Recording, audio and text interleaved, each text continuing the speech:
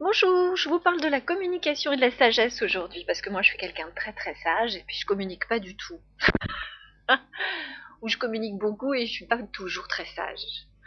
Alors dans l'idéal, ça serait d'être sage et de communiquer, ou de non communiquer et puis d'être pas sage, je ne sais pas. En fait, je sais pas lequel est le mieux, je sais pas lequel vous choisissez. Bref, c'est un beau mélange tout ça, sagesse, communication, voilà. Alors, après la connaissance de soi, est-ce qu'on y arrive vraiment à se connaître un jour? Je sais pas vous, mais moi j'en découvre tous les jours. Mais alors, tous les jours, tous les jours, tous les jours. Il me dit, waouh, quelle super nana quand même. Et là, je communique avec moi en me disant, bon, là tu peux mieux faire, là tu pourrais peut-être améliorer ce côté-là, et puis peut-être même que bah, tu pourrais t'aimer un petit peu plus encore, et puis voilà. Ce moyen de communication, également, en fait, fait partie, je pense, de l'évolution humaine. Mais bien sûr, alors tout le monde le sait maintenant, le programme équilibre que j'ai développé avec les chevaux, cette communication non verbale, d'accord, uniquement avec le corps. Mais il y a aussi l'altruisme. Mm. Cette, euh, cette partie de nous-mêmes qui voilà, va volontairement venir en aide à l'autre. Il y a tout un cheminement comme ça vers cette sagesse. Alors, quand on va vers l'autre, bien sûr, savoir parler, on parle de soi. Alors ça, c'est un truc qui me gave. Je sais pas vous, mais moi, on commence à aborder un sujet, et puis et d'un seul coup la personne, alors on n'attend même pas la suite. Oui moi, et alors moi ou moi et moi, j'ai connu, ou moi aussi et moi. Quand on est dans la relation d'aide, dans l'accompagnement, bah on écoute. Hmm. On écoute, puis on écoute. Et on partage. On partage en fait tout ce que l'autre a à nous dire. Et on communique sur ce qu'il a à nous dire aussi. Ouais. Pourquoi je vous dis ça? Simplement parce que, eh bien, c'est un secret de la véritable communication. La bonne communication, en fait, c'est de pouvoir laisser l'autre s'exprimer dans ses pensées. En fait, nous avons un réel pouvoir sur les mots. Et vouloir absolument diriger l'autre dans telle ou telle direction, ou dire ouais ouais, je vais l'aider, je vais l'aider.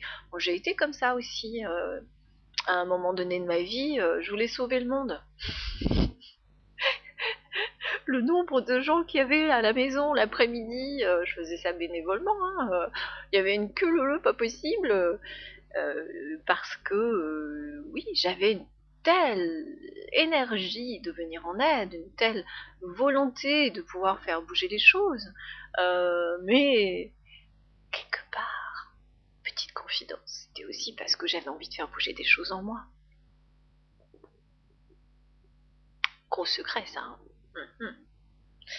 Et quand on n'a plus envie de faire bouger les choses chez les autres, c'est peut-être bien que quelque part, bah, ça va peut-être mieux à l'intérieur de soi, non?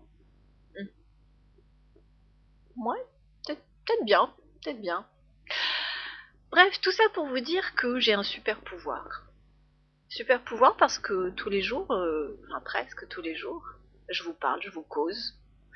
Et tous ces mots que je vous envoie, eh bien, c'est un pouvoir que nous avons tous sur l'autre. Que parfois il vaut mieux se taire. Alors si je mets la caméra en route et que je me tais, je vois pas l'intérêt. Et puis ça s'appellerait plus une causerie, ça s'appellerait une imagerie, je sais pas, une miroirie, bref.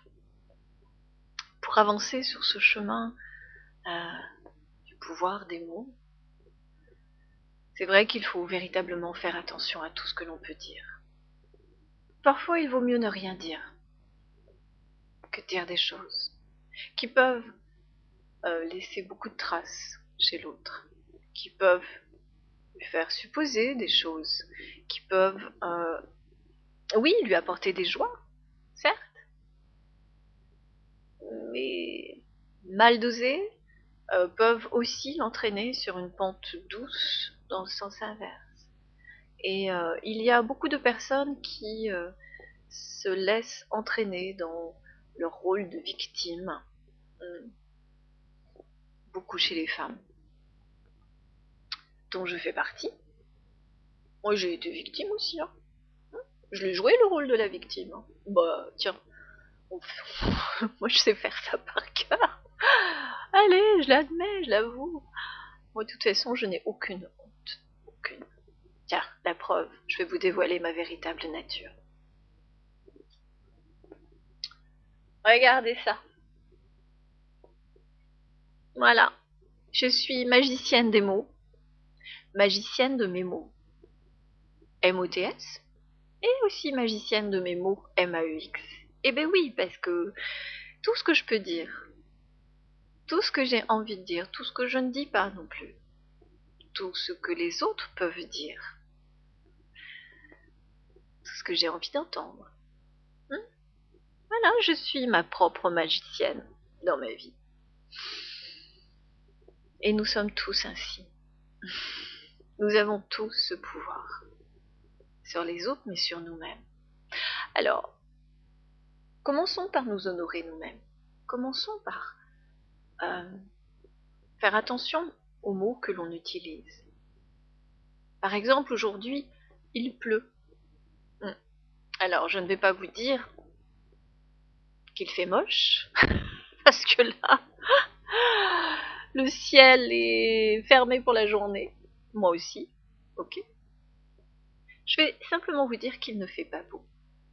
Et là, on peut entrevoir que derrière le pas beau, il peut y avoir le soleil qui perce les nuages. D'accord. Faites attention à vos mots. Comme je fais attention aux miens. Et merci de faire attention aux vôtres. Allez, je vous embrasse. Je vais essayer de jeter un sort au temps. À bientôt. Au revoir.